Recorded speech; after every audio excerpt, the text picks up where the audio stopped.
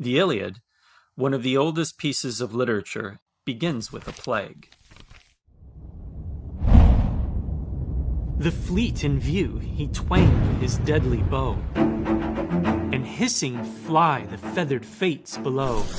On mules and dogs the infection first began, and last the vengeful arrows fixed in man.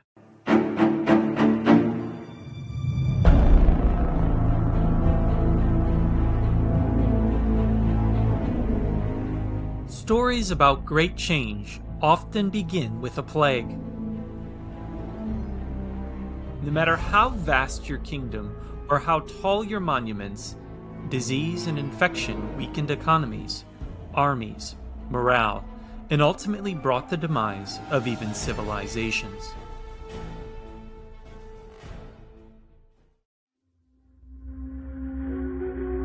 Let my people go.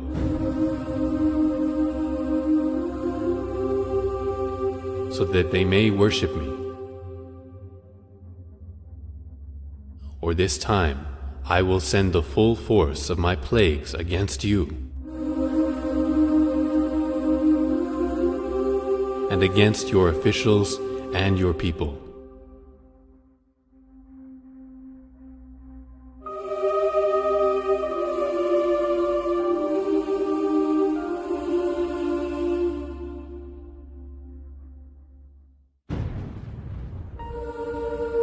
So you may know that there is no one like me in all the earth.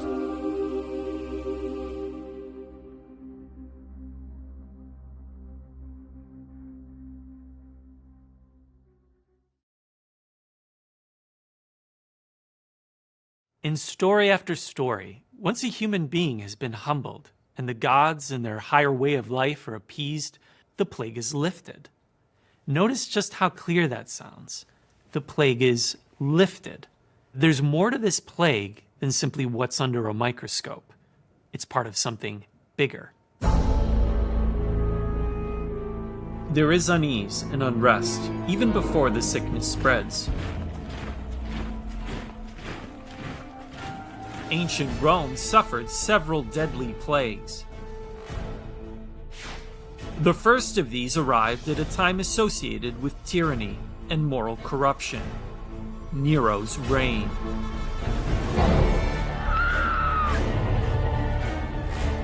Nero falsely accused and executed with the most exquisite punishments those people called Christians.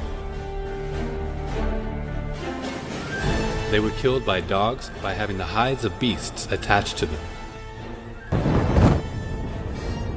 Or they were nailed to crosses or set aflame. When the daylight passed away, they were used as nighttime lamps.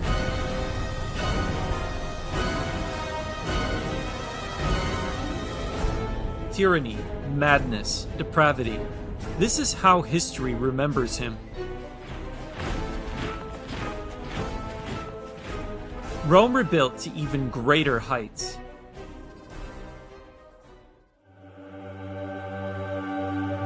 But even the Pax Romana could not withstand the plague. Unprecedented peace and prosperity came to an end when disease killed up to 2,000 a day and wiped out a third of the population in many areas.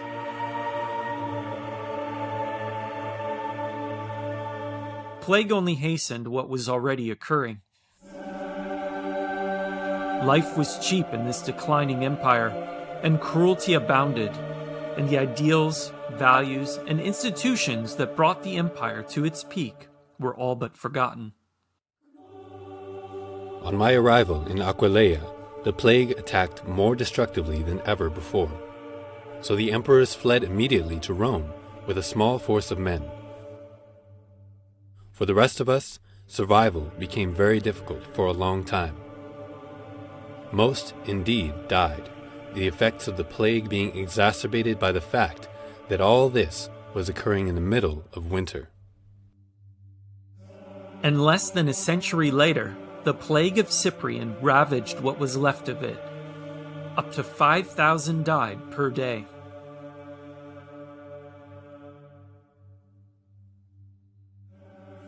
If Rome's great mistake was to persecute Christianity, then what is our mistake today?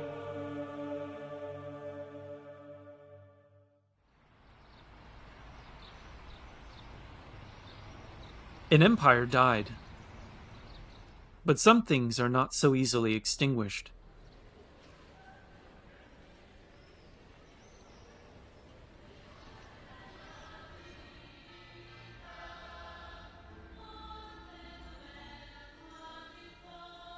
Generation after generation, century after century, millennium after millennium, plagues are part of the human experience. Civilizations come and go, but plagues always return. In China's highly developed civilization, people always knew that plagues were the will of heaven.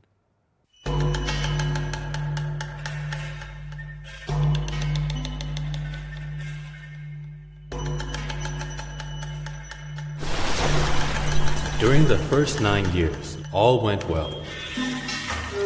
Grain harvests were large. The people were happy with their work. Doors were left unlocked at night. That was the period of first abundance. Another 9 years of prosperity followed. That was the second period of abundance. 9 years more, the fields continued to flourish. That was the period of third abundance. During that time, the people enjoyed great happiness. Who could have foreseen that extreme joy would give birth to sorrow? In ancient China, plague was a prelude to change. When a good king can reproach himself, the land prospers. When a king puts the blame on others, the country declines. When rulers became cruel and corrupt, natural disasters followed. Famine, rebellion, and destruction would bring each of these once great and powerful dynasties to a close. The Han Dynasty is considered a golden age. But its last years tell a different story. Massacres, puppet emperors, and the evil warlord Dong Zhuo incited war and rebellion.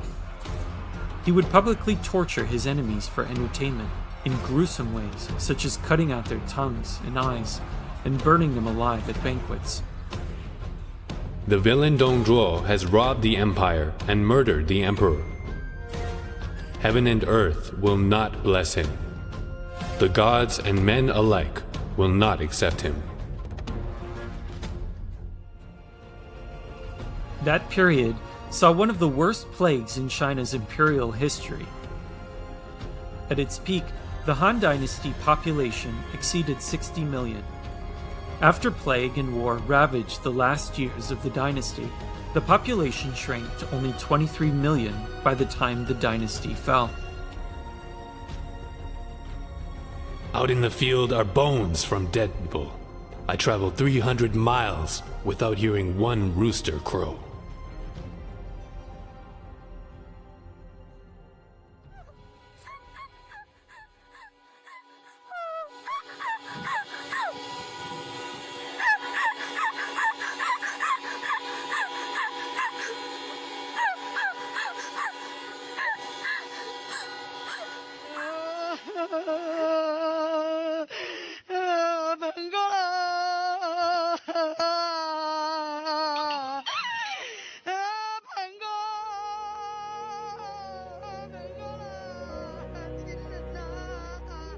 The question in everyone's mind is, how could this happen?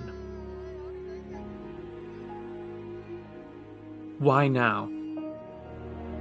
And why us?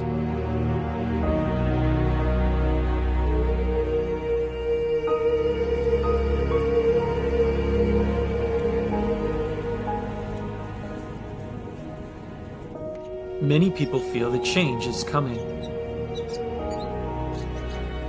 Many people feel that we are at a turning point. Powerful empires in history had been brought to their knees by plague and infection. It's not far off to expect that history is repeating itself.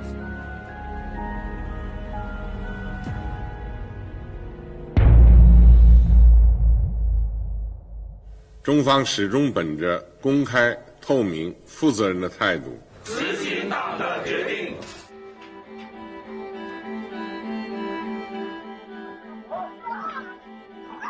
Here, truth can be harder to find than treatment. In China, ground zero for the pandemic, people are trapped. 毫无保留同各方分享防控和救治经验。重症患者我们不收，生活不能自理了我们也不收。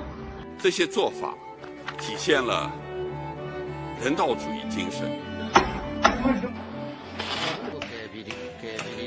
体现了一个负责任大国的责任担当。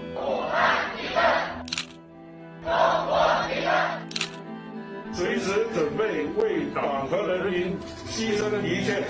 因公性质，其中大米胺占92.5%。 The party has celebrated the dead as martyrs of the Chinese Communist Party. 体现了中华民族同舟共济、守望相助的优秀传统。 In reality, they are the victims of a cruel regime.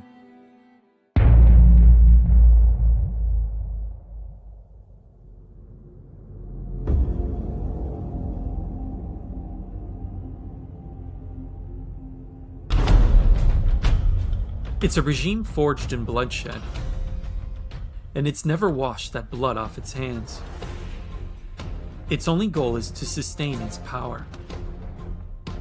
All the time I don't feeling I'm safe here. China is still refusing to share the information we need to keep people safe. That people have no dignity, they have no value, and that they can do anything they want to them. And I sometimes worry that human life in China today has no value whatsoever.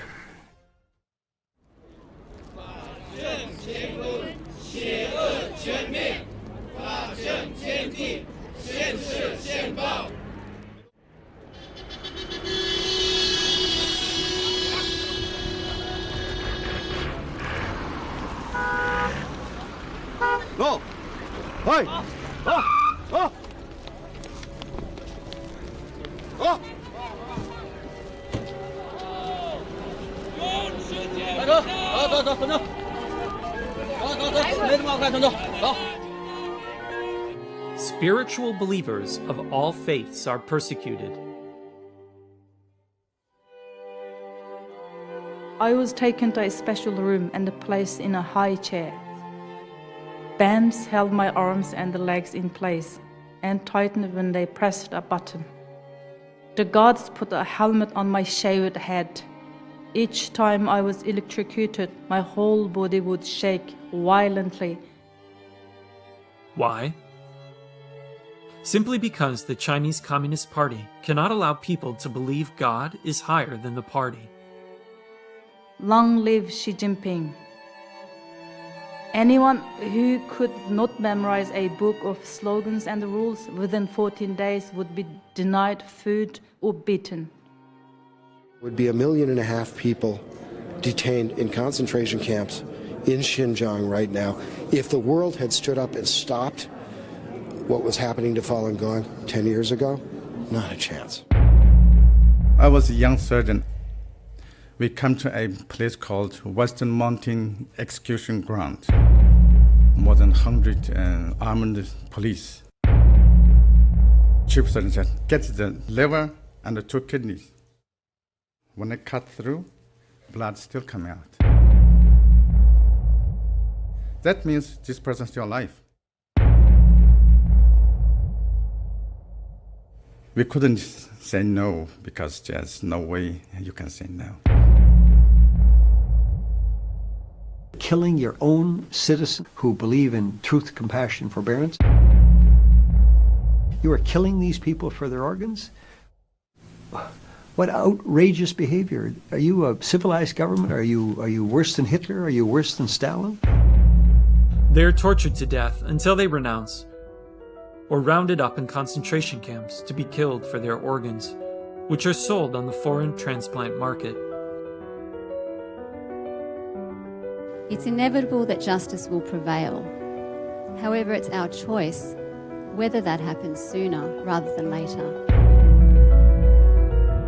Can we allow evil to write this chapter of human history?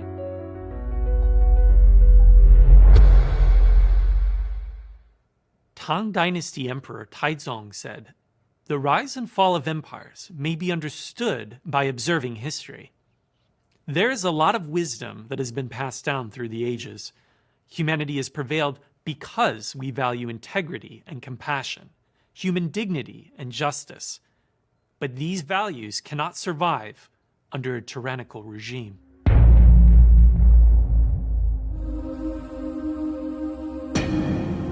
This regime's influence reaches into nations all around the world. And it has spread something more sinister than even the virus.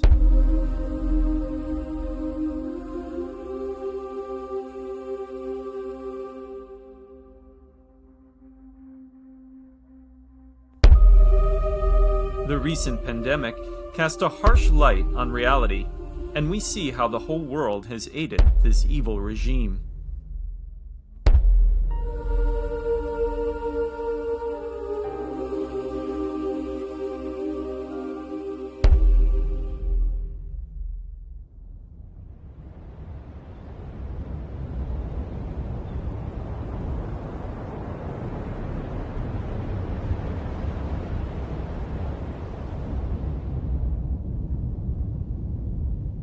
When things are chaotic to the extreme, order must be restored.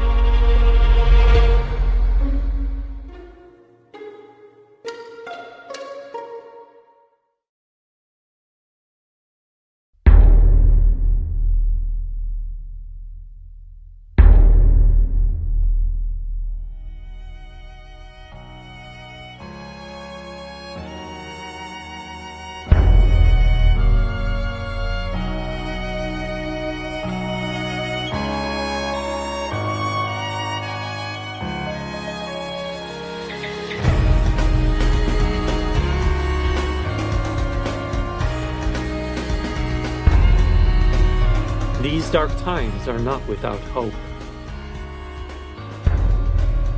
Though all of us come from different countries, cultures, and walks of life, we share universal values.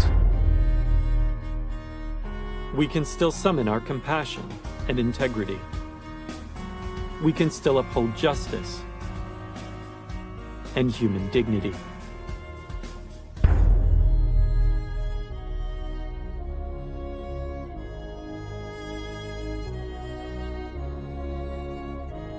we have a say in how the rest of this story plays out, and whether we leave our next generations with a brighter future.